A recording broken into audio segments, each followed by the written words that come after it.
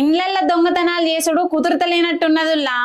ఈ మధ్య దొంగలు గిట్ల గుళ్ళో హుండీల మీద పడ్డారు. ఇక మొన్న ఓ దొంగ ఏకంగా హుండీనే సంచలేసుకొని పోయిండు. నిన్న పెద్దపల్లిలో అయ్యప్ప గుడిలో ఓ దొంగ హుండీని బలగొట్టి జేబులు నింపుకొని పోయిండు. కానీ గా గుళ్ళే సీసీ కెమెరా ఉందని తెలియలేనట్టున్నది. ఇంకా గా దొంగకి బయట ఎవరైనా చూస్తుర్రా అని చూసుకుంటుండు గాని కెమెరాలో భాగవతం అంతా కనబడుతుందని తెలియకపాయే పాపం.